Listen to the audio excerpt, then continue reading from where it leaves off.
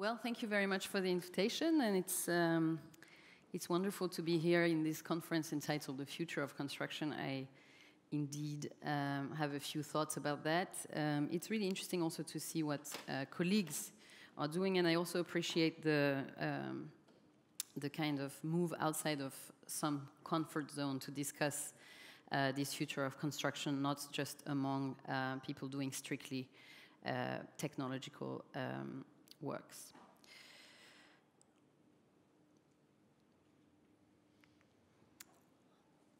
So until we change our modes of engagement with the built and the unbuilt environment, authorities everywhere should stop granting permits for new construction.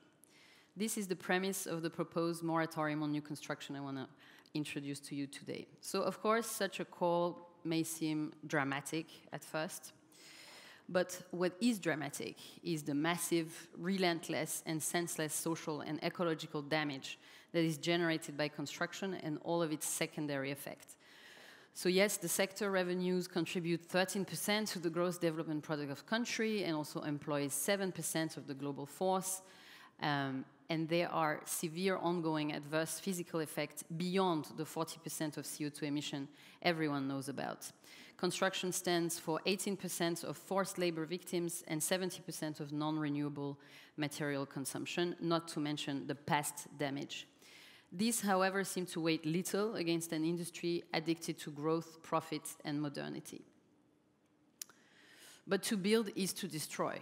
To construct anything sets a series of actors, events, and transactions with consequences in motion. Framed by financing modes, legal and governance mechanisms, and design and organizing processes aided by machine, the built environment propels the extraction, transportation, processing, and installation of raw materials, allocating and spending resources, shaping, inhabiting, exploiting, and commodifying space, and finally, via demolition, generating waste. Other significant effects of the built environment include debt production, speculative financing, gentrification, land grabbing, exploitative labor condition, knowledge loss, wasteful construction protocols, and other forms of spatial injustice brought by greenwashing and climate apartheid.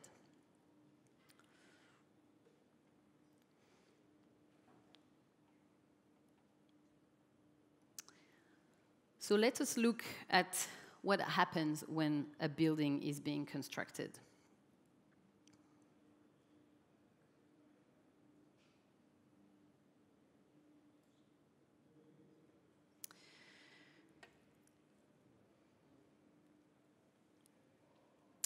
An oil-powered caterpillar excavating an unbuilt plot for new foundation will upset the affected landscape irreversibly. Topsoil is removed and discarded, forbidding the land from capturing carbon and destroying the habitat of innumerable non-human lives. The soil and its living thickness, the microorganism it holds, the run-on and the runoff of water it facilitates, the microclimate and topography, each is permanently impacted. The cultural and biological memory of the land is erased. Then, energy-intensive materials are deployed for construction: brick, concrete, steel, plywood, glass, aluminum, and petroleum-based products. At every step, human labor is necessary to extract the sand, to manufacture the precast element, to stack the bricks, or to pour the concrete on site. Depending on where, it is a subordinate, often racialized, at times gendered, and overworked labor force that undertakes the sheltering of humanity, exposed to carcinogens and toxic materials, and more at risk of fatal accidents than in any other sector. Once constructed, a building creates impervious surfaces limiting rainwater absorption and airflows. It continues to consume energy through its heating, cooling, general use, and also cheap labor via maintenance. Then it's demolished at the end of an average lifespan of anywhere between 40 and 60 years. And despite what the industry claims, very few parts are recycled, and the bulk of the structure becomes de facto debris, waste that accounts for a third of landfills worldwide. And these are only a few of the many arrangements that construction involves, none of them showing signs of deceleration. So a critique of the present state of affairs, a moratorium on new construction spells out trouble and articulates the promise of another future. carving a space of resistance within design and planning fields against the unrestrained logic of profit. It aims to force the collective discipline of the built environment to confront their shortcomings and interrogate their harmful practices inside and outside the office, the school, and the construction site. So a moratorium asks, is new construction the right way ahead to house humanity in such times? It challenges the separation between design, matter, extraction, building, and politics. Pulling the plug on architecture and construction as simply the facilitator of productive capital, a moratorium halts the damage while taking stock. It's structured to follow 9 demands. Stop building, but what after? And what needs to change? What needs to be fixed? What needs to be repaired? From housing to values to the industry and its extractive sources, how a construction freeze can help us slow down the damage while building up a counter-reality of a non-extractive architecture. And I will focus for this talk on the first 5 points. So stop building. The call for a moratorium on new construction emerges from global urgencies and the palpable lack of action on the side of the building industry beyond flaccid corporate strategies. To stop building new conforms to the 2023 IPCC report's urgent call to mobilize stakeholders in the built environment. It is a counterattack, an immediate reduction of harm intended to confront the construction sector as a resource-intensive, wasteful, and profit-oriented sector. Buildings today are unsustainable by design. A pause can allow us to undertake the necessary, pressing, and collective shift towards non-extractive lives, how to function as a species without destroying our habitat. So clearly, to stop building is not to say nothing is to be done. So to address the harm produced by construction, the necessity to pivot toward a non-extractive architecture is undisputed. And I want to dwell a little bit on what a non-extractive architecture could mean for the future of construction. I started referring to this term after contributing to this volume, non-extractive architecture, designing without depletion, defined as an architecture that considers the reckless depletion of finite resources unviable and proposes the production of an alternative way of being, not dependent on the accumulation of ecosystemic ruptures on planetary scale. And I also expand that definition to an architecture that halts extraction beyond just resource mining, but one that subtends to halting the extraction of wealth, of bodies, of culture, and the harm that these generate. So again, as per the IPCC report, CO2 emission must be cut 45% until 2030. So I have different numbers than the Ministry of Construction that we saw today. But as Corentin mentioned, let's face the fact that this won't happen unless profound systemic changes occurs. So a non-extractive architecture aims at this goal. But of course, and we've seen the numbers, house everyone. How do we navigate the need for housing versus the destructive practice of construction? And to question the dictate of building new as a sole solution to housing shortages offer a way out of the current crisis of imagination by directing us to many other routes. The 223.5 billion square meters of building floor area that exists form the immense portfolio of human habitats to be mobilized toward less extractive ways of life. It is distributed unevenly, but this portfolio comprises all spatial volumes that are currently or could be inhabitable. So the redesign and the conversion of the existing of vacant spaces into affordable, safe, enjoyable, and car-optional homes instead of new construction could become the backbone of a profound reinvention of the housing landscape, undoing decades upon decades of housing injustice, uneven investment, and extractivism. Eventually, these schemes can foster new forms of collective ownership, management, and cohabitation as they revise how the built environment is inhabited and turn existing niche modes into mainstream ones. And for architects and designers, this task entails mobilizing their skills to reorganize economic forms, hijack legal frameworks, and rework zoning policies while proposing materialized forms of spatial redistribution at all scale, domestic to territorial. Dealing with this global inventory of build mass, the task ahead is immense. And shown here is a work undertaken at our studio at EPFL, where the city of Lausanne gave the brief, unwillingly of course, how to accommodate a population growth of 31,000 newcomers until 2030, and we ask, without new construction.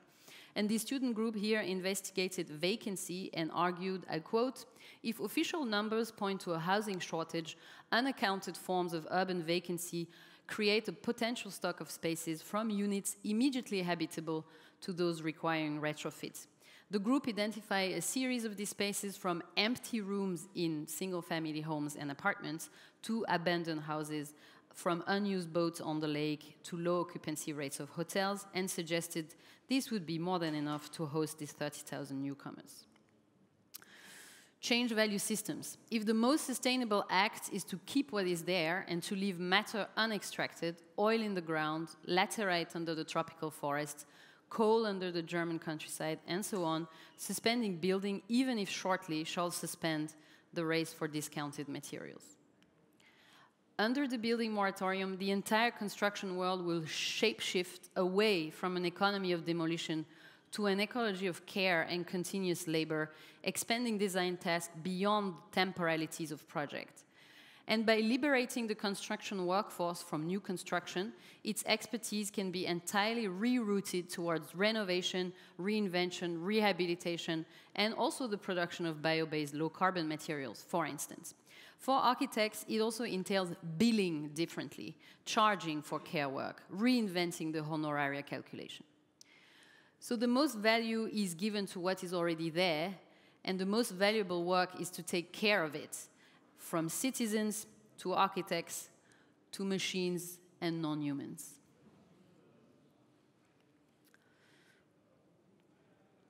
So halt extraction. Excavating, unearthing, drilling, breaking, detonating, harvesting, cutting, planning, laminating, crushing, milling, grinding, shredding, mixing, pelletizing, sintering. I can go on. There is an abundance of actions defining what humans subject raw matter to to manufacture construction materials via processes that reconfigure resources into structural safety, thermal and comfort qualities, and aesthetic characters. Desire to construct, connect, heat, cool, insulate, decorate, and furbish human habitat, and produce the surplus generation that fuels our economies. In that sense, what better epitomizes the Anthropocene era than a building? And because construction is a visible activity, again, per the discussion, per the videos of the minister earlier, it serves constituents in some ways. It is beloved by political leaders and entrepreneurs, presented as the solution for every crisis: unemployment, energy, economy, mobility, and housing. So confronting such a large sector is, of course, daunting. It's an economy that represents 10 trillion US dollars spent on construction-related goods and services every year. It is terrifying. But today, pressured by public opinion and environmental legislation, construction and material companies have turned to various forms of greenwashing, and governments have opted to incentivize accumulative technologies, the addition of material and machines, rock wool insulation, cooling and heating engines, irrigated green roofs, and automated adjusted thermal systems. The so-called ecological transition is thus expected to stimulate demand for green infrastructure, thereby increasing resource consumption. In construction, thanks to the Jevons paradox, we know that technological improvements that increase the efficiency of material use lead to increased consumption. In that sense, technological progress cannot be only relied upon to reduce consumption, if at all. On the contrary, what can be relied upon to reduce and address the harm produced by construction is to pivot toward a non-extractive architecture. And here is a simulation by a Swiss think tank of the lowering of construction against business-as-usual scenario. No surprise, to build less results in a substantial decline in material use and in carbon emission. So, revolutionize construction. Toward this revolution, what is comprehended as the construction industry must be challenged and expanded beyond the expected stakeholders involved in producing new office, retail, and residential building, and exploration to pave the way for intervention. And here's a furtive cartography of the really powerful agents acting upon the supply chain of space production as a tool to rewiring the sector. Refusing the detachment of the industry vis-à-vis harm is not a task for architects alone. Each step of the construction process includes, beyond its apparent agents, a distinct set of obscured actors which hold as much of the keys to change as the official expected stakeholders. The future of construction depends on embracing a non-extractive approach, and all the actors along the chain must act within the spheres they command, from investment and mining economies to coders, spec writers, and material traders. For instance, financing for projects could only be provided if their designs are based on harm reduction and low-carbon strategy. Legal frameworks could forbid demolition, incentivize frugal energy consumption and material use, and force insurance companies to cover reused elements and bio-based ones. The state could also take into its own hands the mass production of alternative regenerative construction materials, and automation and digital tools could have as a sole agenda facilitating non-extractive practices with a focus on material literacy, reducing material use, but also reducing body fatigue and promoting the reuse, repair, and maintenance of our built environment. So to conclude, there is no silver bullet, but instead we can work on a multiscalar manner to identify key moments, targeting maximum effect, seeking to affect entire portions of the space production supply chain, such as financing modes, laws, construction standards,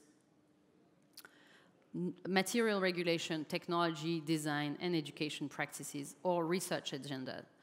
But also by producing these alternative futures with the tool of architects, drawing conceptualization, materiality, and ingenuity of design for interventions toward non-extractive futures so that there's a future at all, and making sure that architecture and the building industry are fully engaged in this reparative work. Thank you.